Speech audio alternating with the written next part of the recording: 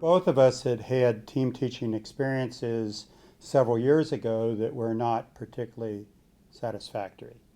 A couple of them could possibly be labeled disasters. They were So they disasters. were disasters. And through a set of circumstances following those disasters, Mary Jane and I were put together as a team. Part of that was due to Mary Jane's instigation, and that's when we first started teaming. And we actually teamed for 3 or 4 years. Time went by quickly, and it's hard for me to remember exactly how much. But that was why we sort of got together doing this. And if you're talking about one of the questions was what was one of the best, I think one of the best things that ever happened is when Ed and I started team teaching together. Being a special ed teacher, you get bounced around a lot. And when I came into the room at the beginning of the year, he said, over there's your desk. So I knew I was an equal in the classroom with him rather than being that kind of special ed teacher that's kind of auxiliary in the classroom. And I think the moment in which the light first went on for us that this was working was actually due to student performance. We saw that after doing this together for 6 or 8 weeks, that we were able to reach a population of the students who previously had been very difficult to reach. The class is a combined class of both special education students and general education students. And I was the science teacher. In this case, it was physics. And Mary Jane is the special ed teacher.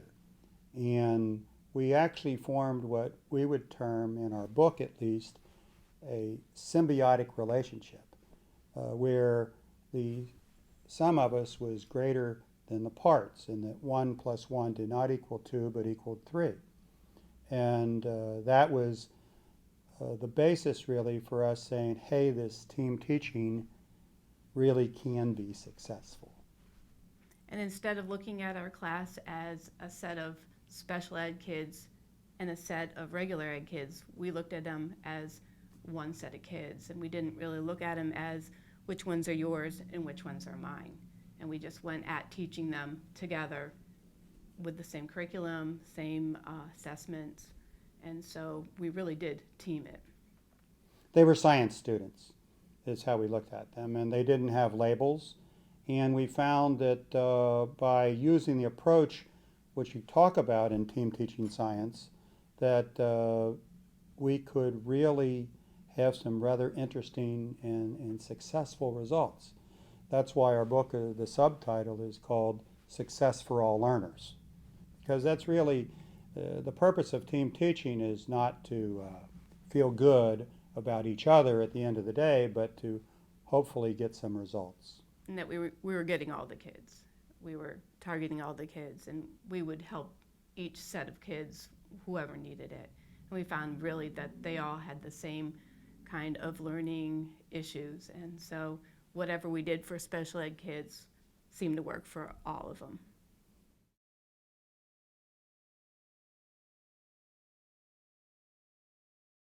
I think they like that a lot because sometimes maybe I describe something differently, but it would be a way that a certain kid would understand it versus maybe the way Ed would have explained or vice versa, because we would come at things from the science background and pretty much a non-science background.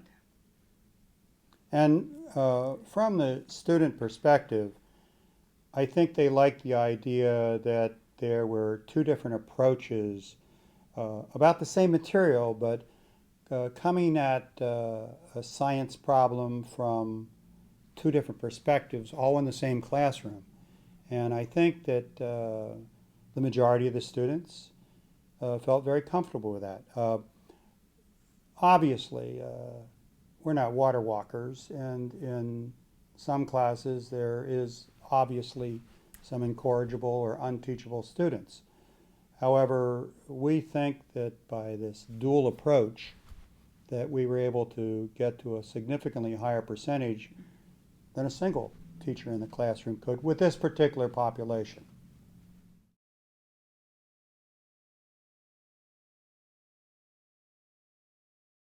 Well, there's lots of challenges. You've got a set of kids who are all over the place in their learning abilities.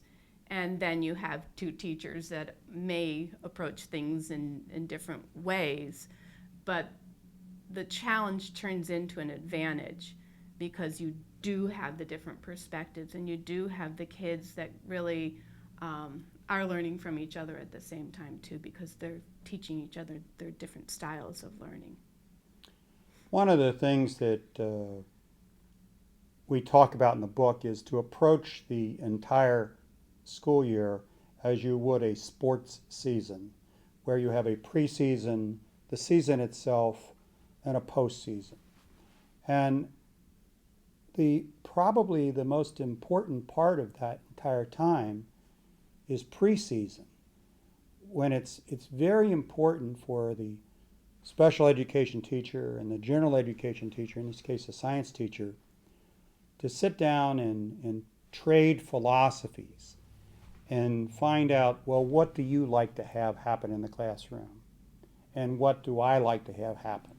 And there has to be some compromise, because we talk about approaching the science perhaps from different perspectives, but in terms of classroom management, which is a big part of teaching, you have to have a common theme there.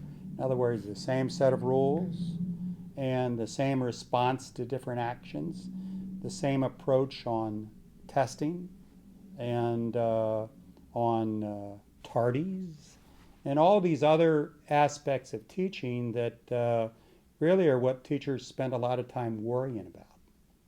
And if you get that done early on and you know what to expect from your team teacher when a certain situation arises, there's never a surprise, and then you can handle it better than if you had a teacher that you hadn't really spoken with about how you felt on a situation, saying a bad behavior, how you're going to handle that. No surprises. If you've worked that out, then you can smoothly take care of situations like that. One of the examples is that I have a personal idiosyncrasy that I will not allow students to say "yeah" in my class. And so Mary Jane did not I didn't think that was a previously big have deal. any big problems with that. But I came around. but she then had a particular I idiosyncrasy. particularly do not like kids getting up and lining at the door before the bell rings. I think that's, both in cases we felt that was a rude behavior. And so we came around to realizing the other one had a really good point with what their idiosyncrasy was, and we kind of just adopted them, and we both made the other's little rule happen. You know, we supported each other with them. We think that the benefits that can be gained from good team teaching in science are particularly important. And we talk about, in the book, about different strategies for both elementary, middle school, high school, and even for what you do in a non-team taught class if you have some special education children, such as autistic children, and how you can teach science to a group that's mixed like that.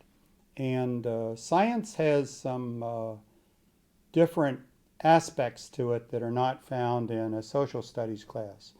For example, in terms of labs, we're dealing with some potentially dangerous things, such as acids and chemicals in Glassware. in Just plain glassware. chemistry. Glassware. We previously used to have thermometers which had mercury in them. So if you have 30 students sitting in a classroom, which is for lack of a better word, a challenging classroom, it's really good to have two sets of eyes. It's good to have two sets of people that can help, where one is helping an individual during a lab or a group during a lab, and the other is still able to sort of watch out for the whole class while they're what's taking place.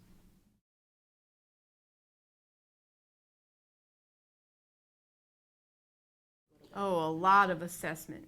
Did the things that we did work well? Do we need to go back and look at a particular lab because it didn't seem to work right?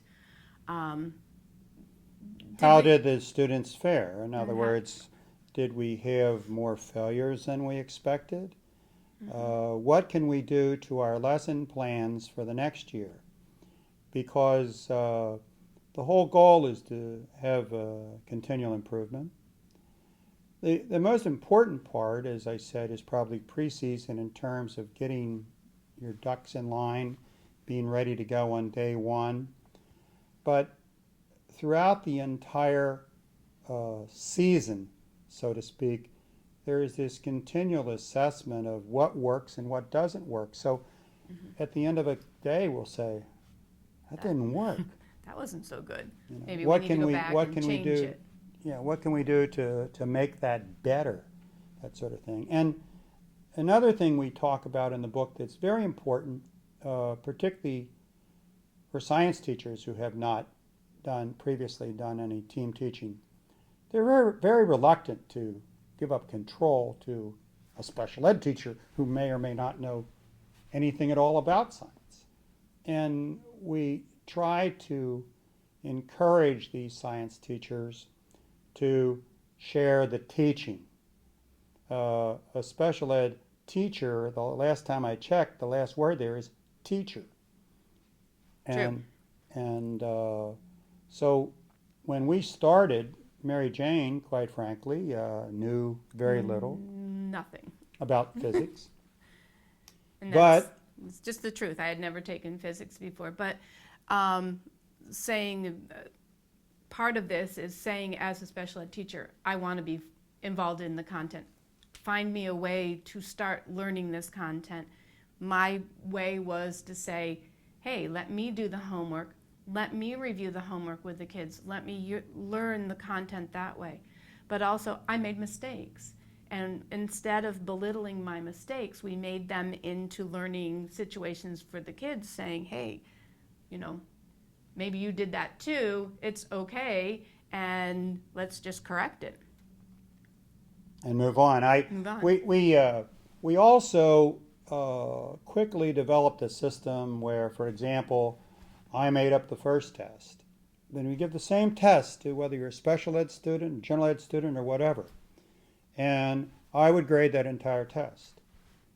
And then for the next test, Mary Jane would make up the entire test. And that's what surprised me the first time, because I had been team teaching with other teachers, and they were the type that the content was theirs and I was just to help the kids. And when Ed said to me, you know, I did the first test, that you need to do the second test, I thought, oh, I do? But it made me much more involved with the content, not only in assessing it, but in looking at how do you see that they've learned the actual content. And it just brought me in saying, yeah, it's you're part of this. So, you know, learn it, know it. During the season, as we discuss in the book, we team on everything. We team assess, but we also team in terms of such things as discussions with parents. And although both of us are not on speakerphone talking to a parent, we sort of take turns. It doesn't matter if that student is a special ed student, a general ed student, or whatever. I'll say, I'm having trouble with Roberto. You're having trouble with Mary. Okay, you take Mary or whatever, and I'll take Roberto, and we'll talk about it with the parents. But we always keep the other teacher informed of these discussions. And then on emails. And Anything email. you We send show out, the email first. either you show it or you CC it, so if it came back in any form from a parent or administrator, that neither one of us was left out of the loop. But we have found to that, do that. that. Science is ideally suited to team teaching because, for example, during labs, we had an electrostatics lab where it involved pulling scotch tape up from a table and it picks up a charge, and uh, it wasn't working real well with this particular group, whereas it had worked great when I was teaching the same thing with an honors level course. And Mary Jane and I talked about this, and from her perspective, she pointed out some things that we could change that would make this material, this information, more transparent to this level of student. And it was really just adapting something that was a really good lab and taking it and making it so that the kids could step by step do it instead of having a huge explanation of a lab in one place and then they had to march through it, where we just took it and broke it apart. And special ed kids are better with it one task at a time. But what worked for a special ed kid one task at a time worked for all the other kids really well. I think they learned more from the lab that way than how it was originally.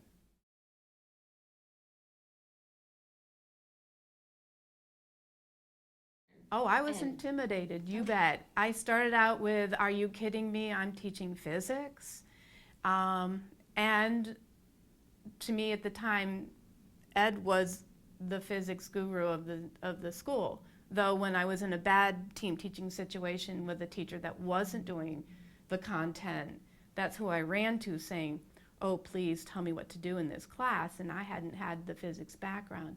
But I was in a team where I was very interested in being a part of the team. I found I really liked the subject when I got exposed to it. So yes, intimidated to start, but now it's what I love to do. And I love to teach physics.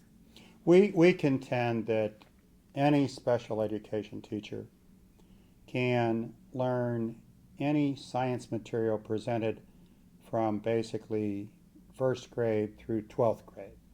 This isn't rocket science. You don't have to do quantum mechanics. You don't have to do organic chemistry.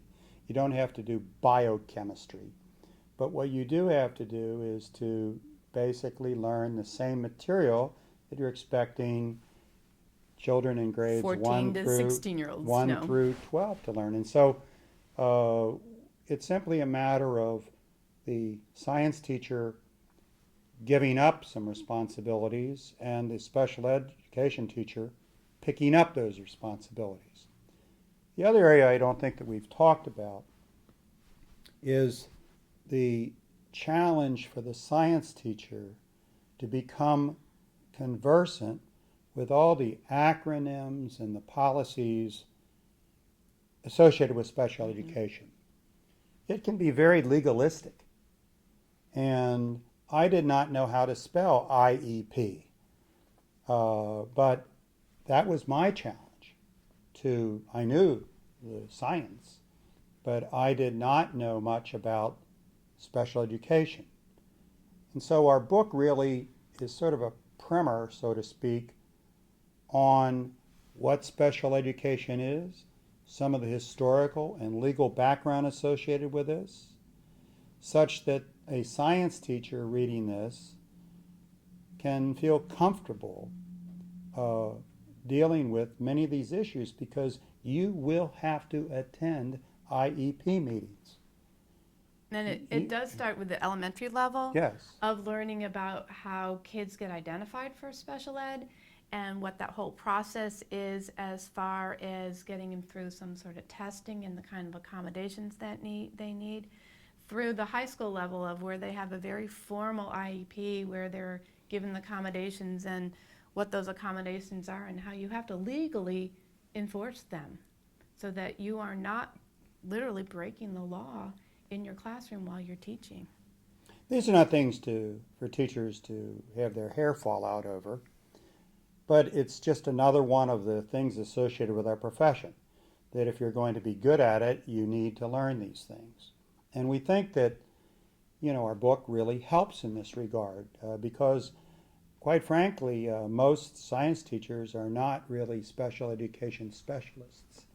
And you don't have to become a specialist, but you do have to learn the terms and what you do in certain situations. If you're the content teacher, what do you need to know that's specifically special ed? And if you come to it and you're the special ed teacher, how do you become involved with the content so that you are an equal person in that classroom? And Many, teacher-wise. most children who have been designated special education, or they have a learning disability, or whatever the current phrase is for this, they simply have a different way of learning. And I think it helped me as a science teacher to become more familiar with some of the challenges that these students have, that they may respond to verbal cues differently than some other people. They may have difficulty with their handwriting. They may require additional time on the test. They know this material, but they have more difficulty. Takes them longer to Putting get it it down. And they struggle with the written language. They struggle with processes. They struggle with, and that's one of the reasons we came up with a particular strategy for them to be able to do what Physics 1 or active Right, physics. Problem solving. And we take them through step by step how that they can get from the beginning of understanding what's happening with the story to an actual correct solution. This was something which Mary Jane came up with.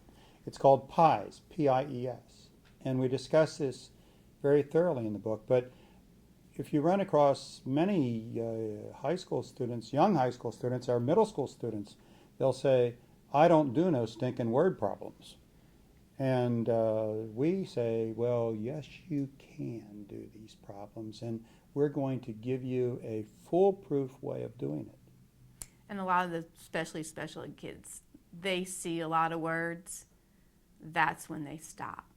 And if we say, okay, let's just read it and draw a picture, that'll get you going.